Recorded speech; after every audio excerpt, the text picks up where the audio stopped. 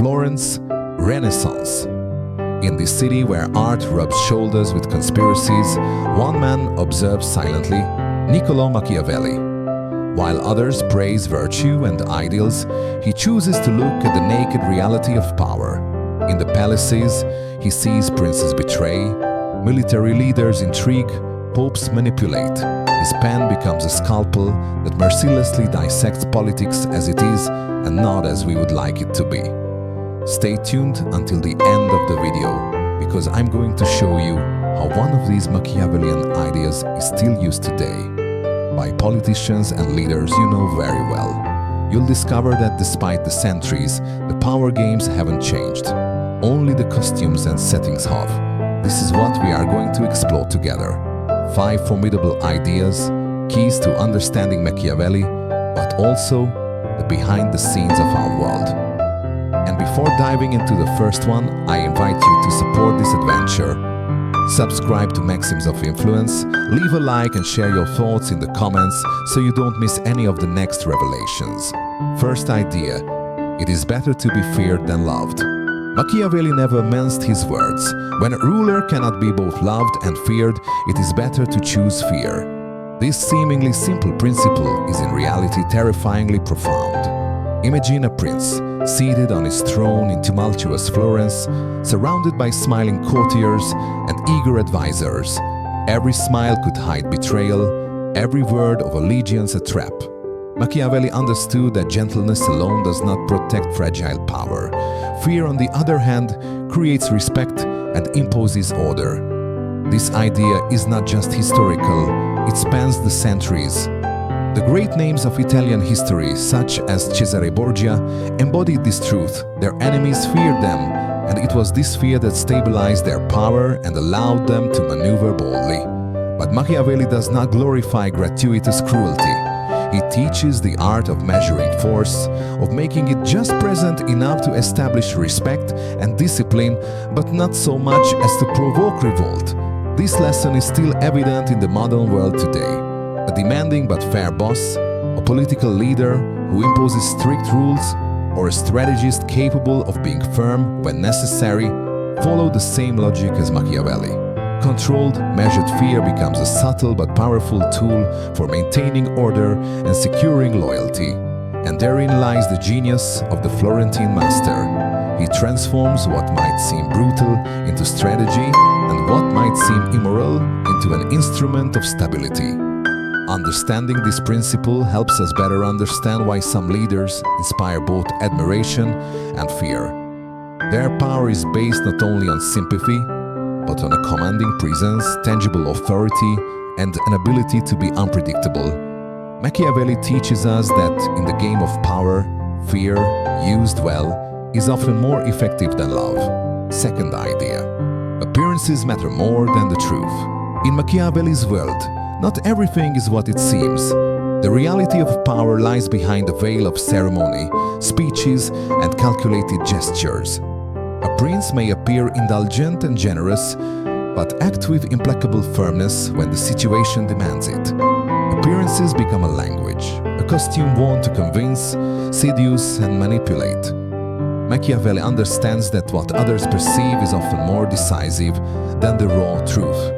A carefully constructed reputation can protect, inspire respect, and sometimes save lives. Imagine for a moment the salons of Florence, where every gesture is analyzed, every word weighed. The prince displays his art there, showing gentleness when he wants to reassure, firmness when he wants to impose his authority. Behind the smile may hide a subtle strategy, a precise calculation. Courtiers and enemies, however, observe and react to what they see, not to what they really know. This is the power of appearances. They become a tool to direct, control, and influence. This lesson extends far beyond the Renaissance. In the contemporary world, it can be found in politics, business, and even everyday life. A leader who cultivates their image on social media, a boss who displays optimism despite challenges, or a diplomat who speaks softly while preparing sharp decisions, all apply, consciously or not, this Machiavellian principle. Perception shapes reality and often dictates success or failure. Machiavelli reminds us that power is never raw, never transparent. It plays out in the shadows of gestures and symbols, in the control of what we show and what we hide. Whoever controls appearances controls the narrative, and whoever controls the narrative shapes the world around them. Third dia, the prince must be both a fox and a lion. Machiavelli teaches that to govern effectively, the prince must be both fox and lion. The lion embodies brute force, the ability to intimidate and impose his authority. The fox symbolizes cunning, subtlety, and the art of avoiding traps. Only those who know how to combine these two qualities can survive in the tumult of political affairs and dominate their environment. Too much force without intelligence leads to rebellion. Too much cunning without authority leaves one vulnerable to enemies. The balance between power and subtlety then becomes an art, almost a balancing act. In 16th century Florence, Cesare Borgia exemplifies this dual strategy. Capable of striking with calculated brutality, he also knew how to feign friendship and seduce to secure alliances. Richelieu, a few centuries later, would demonstrate the same principle, imposing his will while manipulating the perceptions and ambitions around him. Machiavelli neither approves nor condemns.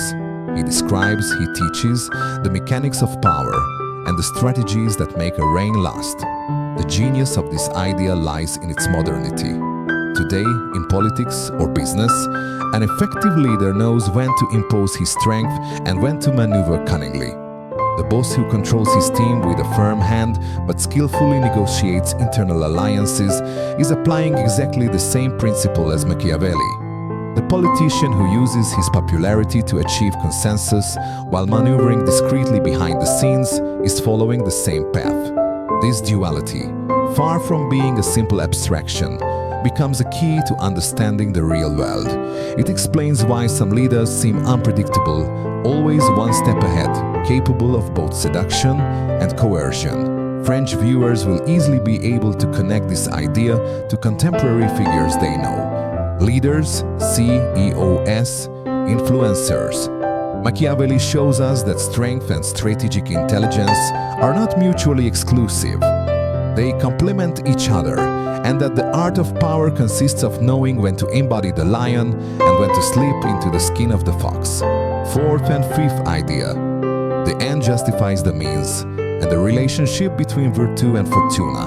Machiavelli doesn't beat around the bush. To achieve his goals, a leader must sometimes make decisions that traditional morality might condemn. The end justifies the means. That's the essence of this idea. But be careful. This is not about promoting anarchy or gratuitous cruelty. Machiavelli describes a subtle art where every action, even the most daring, must serve a specific purpose and protect power and stability. A prince who acts strategically, even ruthlessly, becomes capable of changing the course of history. In the palaces and streets of Florence, prudence and audacity are combined. Political intrigue, unstable alliances, and unexpected betrayals force the ruler to make swift and sometimes cruel decisions. Cesare Borgia once again embodies this approach. He eliminates his rivals, forges fleeting alliances, always with a clear vision of his ultimate goal. Machiavelli observes, analyzes, and notes. It is not morality that defines success, but efficiency and control of consequences. Added to this is the notion of virtù and fortuna. Virtù represents the qualities of the leader: audacity, intelligence, and adaptability. Fortuna, chance, symbolizes unpredictable events, crises, and reversals of fortune. Machiavelli explains that the true prince does not simply submit to fortune, he masters it as much as possible through his virtue. He anticipates obstacles, seizes opportunities, and transforms twists of fate into strategic advantages. History is full of examples. A king who takes advantage of a revolt to strengthen his power. A general who uses a defeat to reorganize his forces. Today, this lesson still resonates. Modern leaders, whether in politics, business, or even sports, unconsciously apply the same principles, knowing when to act, when to surprise, when to use cunning or force to achieve a goal remains the hallmark of effective leaders. Machiavelli reminds us that life, like power, is a balancing act. Anticipate fortune, deploy your virtue, and never lose sight of the end you are pursuing.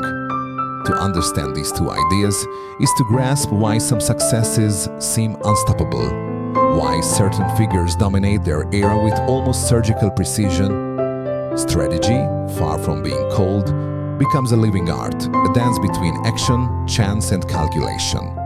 And for those who know how to observe and apply it, the world reveals itself to be less random than it seems. It becomes a terrain where power is won and preserved, like Machiavellian princes. We have come to the end of this journey into Machiavelli's mind, but before we close this chapter, it is time to fulfill the promise we made at the beginning. One of the Machiavellian ideas we have explored is not just a relic of the past. It still lives today, in the corridors of modern power. Look at the political scene, at big business, and even at some media outlets. You will see that the art of controlling perceptions, of playing on fear and admiration, of wielding cunning and force with precision is still in practice. The leaders you admire or criticize are merely the contemporary heirs of these principles that Machiavelli described more than 5 centuries ago. This revelation may surprise, even disturb. It shows that history doesn't repeat itself only through events, but also through behaviors and strategies. Understanding these mechanisms gives you a key to analyzing the world around you. Every gesture, every decision, every speech can hide a Machiavellian logic, and it is precisely this lucidity that allows you to avoid being manipulated, or on the contrary, to become a more influential player in your own world. But that's not all. Machiavelli's true power lies in his ability to make us reflect on our own relationship to power and influence. Are we able to recognize when we are being influenced? Are we ready to apply these principles, consciously or not, in our personal and professional lives? This questioning transforms a simple historical lesson into a mirror of our times. And to make sure you don't miss any of the next revelations about influence and power, stay tuned. In the next video of Maxims of Influence, we will explore an even more formidable historical figure whose strategies shape the world with almost unheard of audacity. Prepare to discover how his methods still resonate in our daily lives and how they can inspire your own understanding of a power. The journey has only just begun, and those who choose to observe closely will see the world with new, strategic, and clear-eyed eyes.